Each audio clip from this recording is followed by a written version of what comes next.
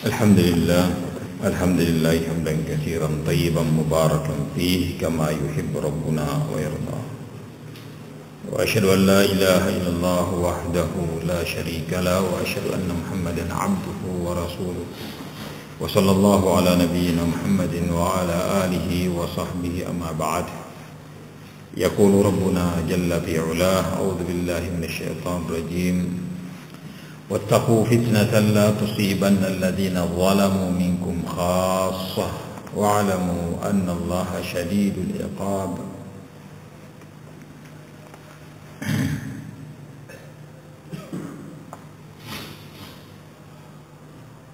Jemaah yang dimuliakan oleh Allah Subhanahu wa taala, di ayat yang ke-25 dari surah Al-Anfal, Allah Subhanahu wa taala mengingatkan kita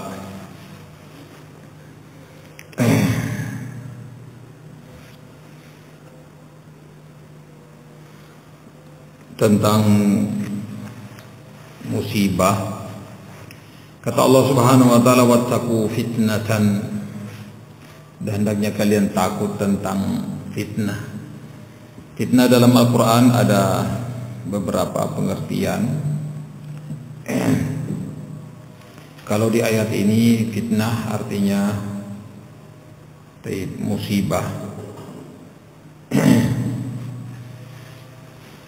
Di ayat yang lainnya bermakna ujian, cobaan.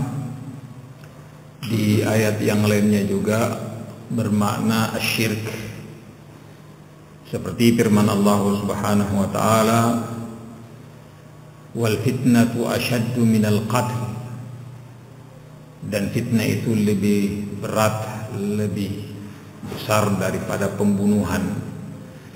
Fitnah yang dimaksud di sini adalah asyirku billahi subhanahu wa ta'ala.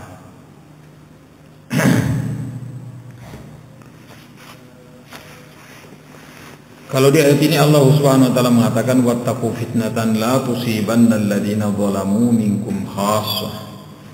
Hendaknya kalian takut akan adab Allah Subhanahu wa taala atau musibah yang tidak akan menimpa hanya orang-orang zalim di antara kalian secara khusus.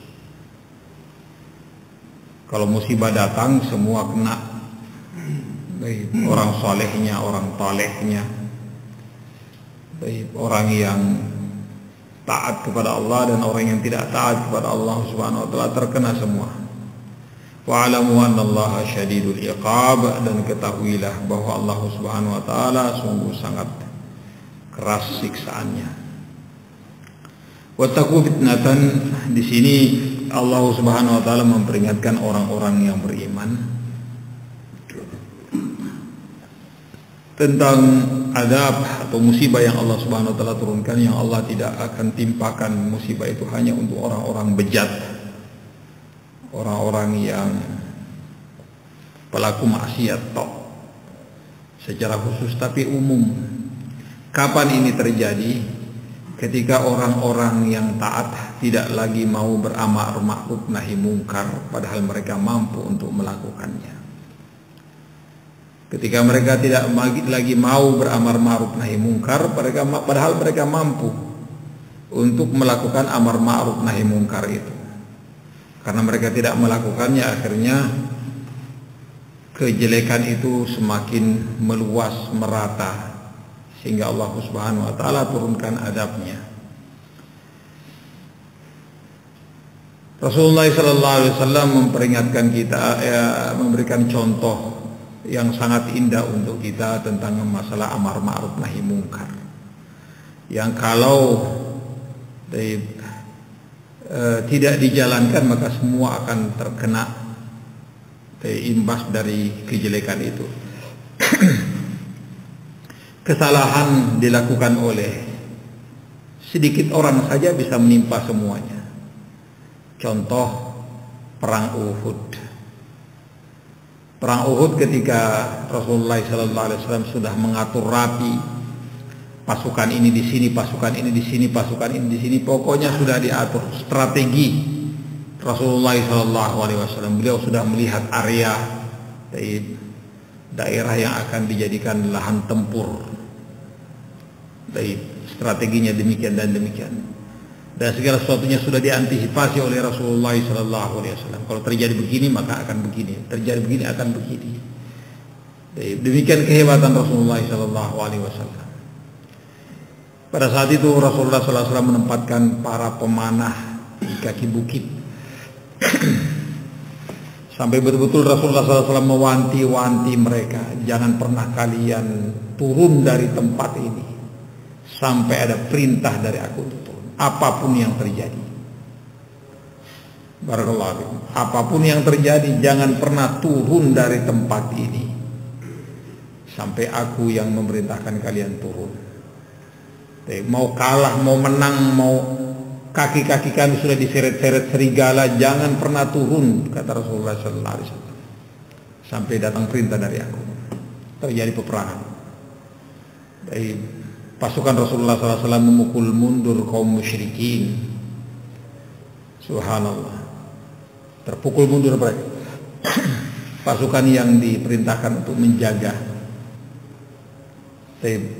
di kaki gunung sini sedianya untuk melindungi punggung kaum muslimin dari serangan balik orang-orang musyrikin. Jadi, karena mereka nanti akan mundur, separuhnya akan muter dan akan menghantam dari belakang.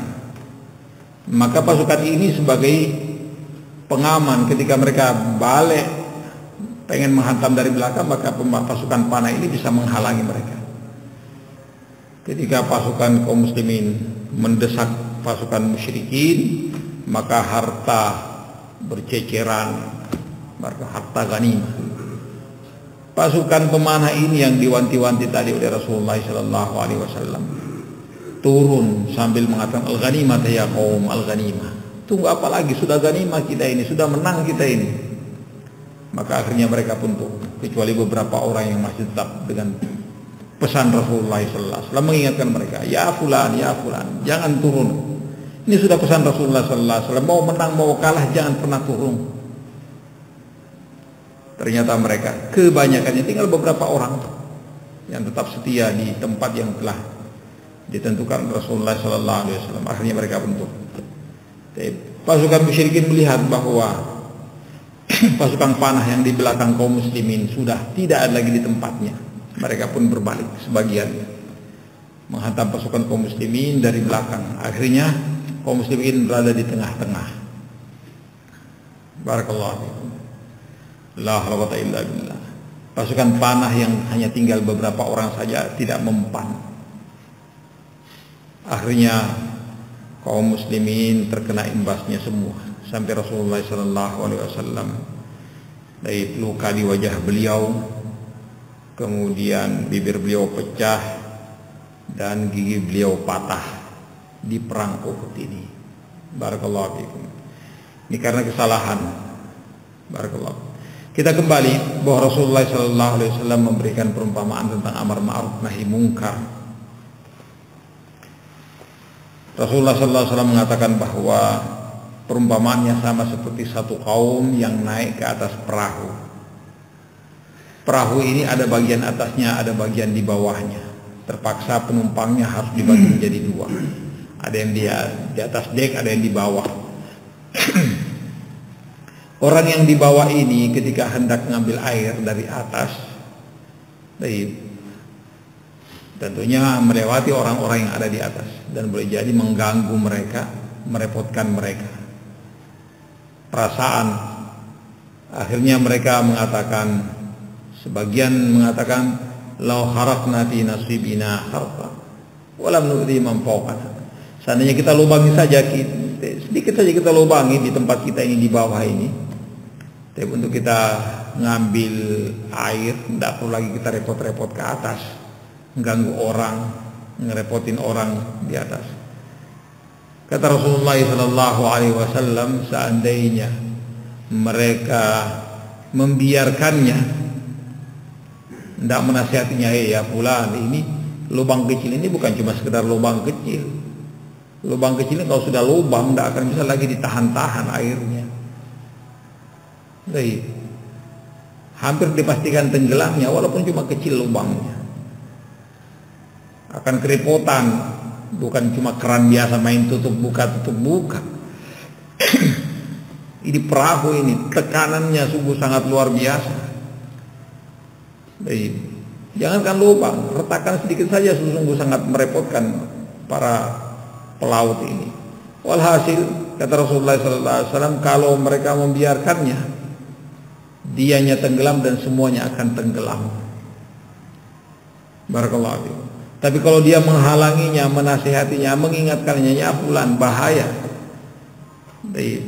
Niatanmu mungkin bagus, tidak mau merepotkan orang, tidak mau juga capek-capek naik turun. Tapi ini sangat salah. Ya demikianlah kehidupan kita. Kita habis ada yang mungkin merasa terganggu, ya harus lapang dada karena itulah kehidupan. Orang saling membutuhkan, orang saling barakallahu fiikum. La haula wala quwwata illa billah. Harus ada yang melayani, harus ada yang dilayani. Dari semua sisi kehidupan kita ini saling bergantung antara satu dengan yang lainnya. Jangan merasa enak, tidak enak, akhirnya bertingkah dan melakukan sesuatu yang sangat membahayakan. Bukan cuma untuk dirinya, tapi untuk semua orang. Barakallahu fiikum. Kata Rasulullah SAW, kalau mereka membiarkannya, maka dianya tenggelam dan semuanya akan tenggelam. Tapi kalau mereka menghalanginya, melarangnya, menasihatinya, maka dianya selamat dan semuanya pun akan selamat. Kata Rasulullah SAW. Itu perumpamaan yang sangat indah. Ketika tidak ada lagi amar ma'ruf nahi munkar, maka musibah akan turun dan mengenai semuanya. Barakallahu fiikum. Kata Allah Subhanahu wa taala, wattaqu fitnatan la tusibanna alladziina zalamu minkum khassah. Takutlah kalian akan musibah yang tidak akan menimpa hanya orang-orang zalim di antara kalian semata, tapi semuanya akan kena. Kalau kondisinya sudah seperti ini, tidak lagi amar ma'ruf nahi munkar sesuai dengan kondisi dan keadaan kita masing-masing. Barakallahu fiikum. Sesuai dengan kondisi dan keadaan kita masing-masing. Kita sebagai kepala keluarga, kita sebagai pejabat, mungkin kita sebagai pemerintah, kita sebagai aparat, masing-masing dengan tanggung jawabnya dan kewenangannya. Maka semuanya dibebani dengan beban sesuai dengan keadaannya. Al-amru bil ma'ruf wan nahyi 'anil munkar. Kata Allah Subhanahu wa ta'ala, wa'lamu annallaha syadidul iqab. Ketahuilah bahwa Allah Subhanahu wa ta'ala sangat keras siksaannya bagi orang-orang tentunya yang menyelisihi perintahnya dan melanggar larangannya. Barakallahu fikum. Satu ayat ini sebagai pengingat untuk kita, sekaligus sebagai penyemangat untuk kita amar ma'ruf nahi munkar. Satu yang kita lihat jangan kita biarkan, kita nasihati. Baik. Kalau kita sudah menasihati, lepaslah sudah tanggung jawab kita. Barakallahu fikum. Karena kalau kita tidak menasihati, tidak mengingatkan, tidak amar ma'ruf nahi munkar, maka kita juga akan terseret-seret nantinya di hari kiamat. Kenapa engkau tidak menasihatinya? Kenapa tidak engkau mengingatkannya? Dan seterusnya. Maka perlu amar ma'ruf nahi munkar agar supaya terjadi keharmonisan. Barakallahu fikum. Supaya akan sadar orang-orang yang barakallahu fikum orang yang lalai. Jangan ada yang mengatakan bahwa biar nasihati juga tidak mempan, tidak dengar dia. Siapa yang mengatakan? Belum dicoba juga. Silakan coba. Kalau barakallahu fikum dia sadar, alhamdulillah. Kalau tidak, ya urusan dia dengan Allah Subhanahu wa taala. Barakallahu fikum. Ilahuna subhanahu wa ta'ala bihamdika asyhadu an la ilaha illa anta astaghfiruka wa atubu ilaik. Orang yang lalai. Jangan ada yang mengatakan bahwa biar nasihati juga tidak mempan, tidak dengar dia. Siapa yang mengatakan? Belum dicoba juga. Silakan coba. Kalau barakallahu fikum dia sadar, alhamdulillah. Kalau tidak, ya urusan dia dengan Allah Subhanahu wa taala. Barakallahu fikum. Ilahuna subhanahu wa ta'ala bihamdika asyhadu an la ilaha illa anta astaghfiruka